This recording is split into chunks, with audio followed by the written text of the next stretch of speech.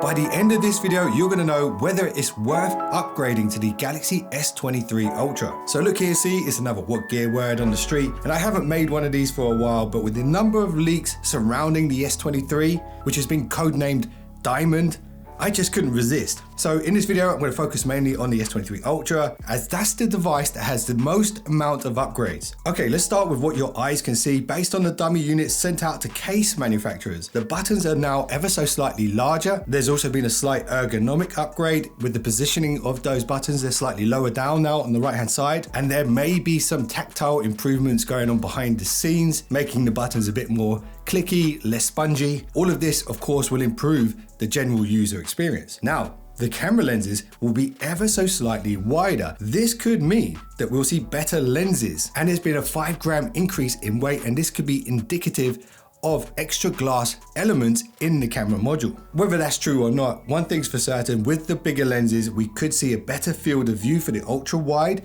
We could see better telephoto performance on the 2 telephoto lenses. I hear the 100x space zoom will still be a thing, and Samsung are making a statement about the space photography in their teaser trailer. And last but not least, bigger lenses can also mean better light capture in general, and this is the key to good photography. Now, combine these lens improvements with the fact that we're sure to see the new Samsung Isocell HP2, a 200 megapixel sensor behind the primary camera, which is then further upgraded by the latest Qualcomm cognitive image signal processing of the Snapdragon 8 Gen 2. The improvements are going to be significant. And get this, I heard the S23 lineup may have an exclusive supercharged version of the Snapdragon chip that other phones won't be getting. And a bit of good news is all of the S23 lineup this year will be rocking Snapdragon chips, not Exynos. So anyway, the rumors are that Samsung will be boasting a 33% improvement when it comes to low light photography. And based off of the facts that we just ran through, I think this seems very justified and quite modest, to be honest. I think the overall camera upgrades, not just the night photography,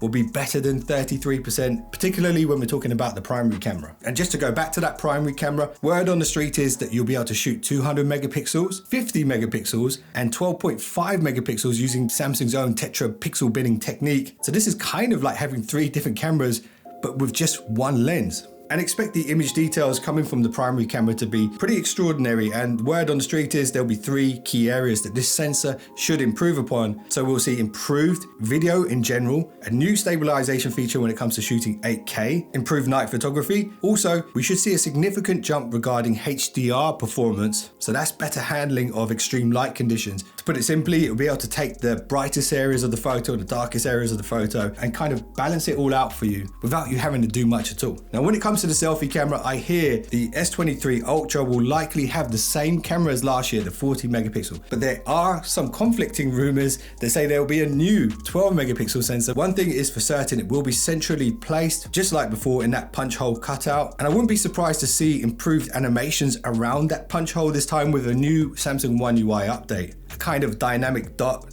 type of thing. Completely original, of course. But anyway, we'll have to wait to see if that happens or not. So the configuration will be 12 megapixel ultra wide, 200 megapixel primary, 10 megapixel 3x zoom, and 10 megapixel space zoom, which uses that periscope technology. And it is also rumored that Samsung will emphasize their night selfie performance. And I think this upgrade will be largely AI-based improvements delivered by the Samsung camera software, and also the improvements that the Snapdragon 8 Gen 2 bring to the table using the new ISP. Now, what's interesting about the aesthetics of the rear cameras is apparently Samsung have managed to reduce the profile of the camera bump. Maybe they found a way to recess the lenses a bit further back into the body. It'll be interesting to see if they've actually done that, maybe in a jerry-rig teardown or something like that.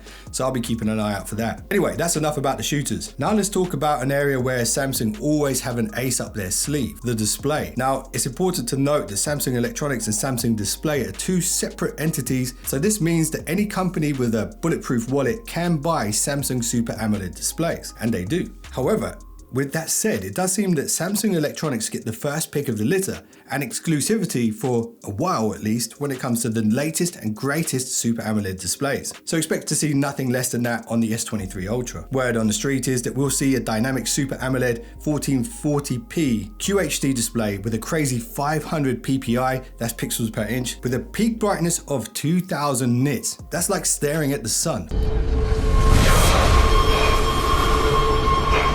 Okay, I'm exaggerating, but it probably could give you a suntan. Okay, for real now, it means that you'll be able to see the screen even on the brightest sunny days. You'll have no visibility issues when looking at that display. The refresh rate will be 120 Hz, and I do think Samsung could have gone 144 Hz, but I believe based on the fact that there's very little apps out there that can actually run 144 Hz, what would be the point? So that doesn't bother me too much. Now when it comes to the touch sampling, the S22 Ultra had a respectable 240 Hz touch sampling rate. We might see an upgrade to this on the S23 Ultra display, but no word's been leaked via the underworld grapevine about that just yet. The S23 Ultra will be the only S23 with the LPO technology that allows the screen to slow right down to 1 Hz. That's what I hear. We'll have to see if that's true. And the display will be slightly curved, just like before. And just like before, it'll also be housed in that Samsung Armor aluminium frame. But this is a big upgrade. It will be wrapped in the brand new Gorilla Glass Victus Gen 2 front and back. Now, this is a step up from the Victus Plus that we saw last year. And I heard this will be stronger than Superman's contact lenses. Real talk now, once upon a time, a Samsung Galaxy S20 did stop a bullet in Ukraine. Random fact, I know, but interesting. And I've just got one question about the display is, will Samsung still be using the same under-display sonic fingerprint reader? Or could they potentially upgrade it to the Qualcomm Ultrasonic Max, which expands the touch area and can also read 2 fingerprints simultaneously for double biometric security? I think that would be a good upgrade, particularly for like Bitcoin stuff and money apps and things like that. Now, when it comes to the memory, ROM and RAM, there's some good news and there's some bad news. But the bad news really isn't that bad for most people. The storage will be the newest, fastest UFS 4.0. The RAM will be 8 or 12 gigabytes of LPDDR5, which is more than fast enough for most people. But some might be wondering, why wouldn't they go with the latest LPDDR5X, which is the fastest available right now? Here's my thoughts on this. I think the Ultra might have LPDDR5X and the regular variants might just use regular LPDDR5. There are some rumors saying that none of them will have the latest RAM, so we'll have to wait and see what happens. My thoughts on this, if they do go that route and actually go with the older RAM, the plan might be to save the newer one for the Galaxy Z Fold 5 later on in the year, since that is kind of advertised as a multitasking device and could make better use of that upgraded RAM. The pricing is going to be pretty much identical to last year. And something I think you should consider is the price of the 1 terabyte is going to be very, very high. And rumors are there's going to be a waiting list for that model, which will make the middle tier,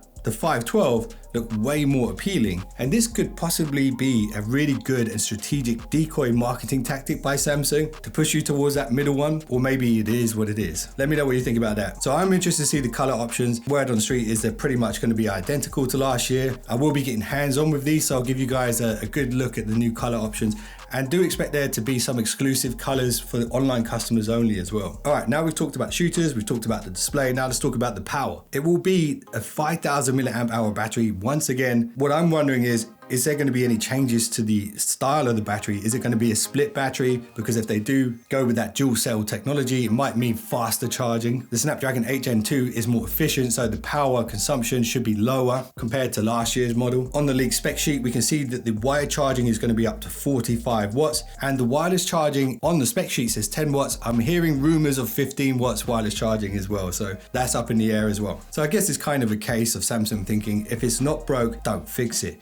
And on that note, I am broke. And Samsung are giving creators a little bit of an incentive to earn a bit of cash. So some creators might be trying to disguise this fact that they're being incentivized to promote this. But I'm not going to do that. I'm just going to tell you how it is. If you reserve the new S23 and the new Samsung Galaxy laptop that's rumored to be launched on the same day, you will be supporting the channel, and it won't cost you a penny because you actually don't even have to buy it. But if you do, you will get $100 of Samsung store credit for free. So I do recommend you reserve the phone before they announce it. And with that credit, you could buy the official Samsung leather case, you could buy the Clearview case, you could buy some Galaxy Buds, entirely up to you. So even if you don't buy it, you're still helping me out, and I would appreciate that. And in exchange, I will do my best to create the best content and tips and tricks videos to help you conquer your Samsung Galaxy. And on that note, I'll see you in the next one. Don't be late. The rest is quite simple, really. Word has been leaked via the underworld grapevine.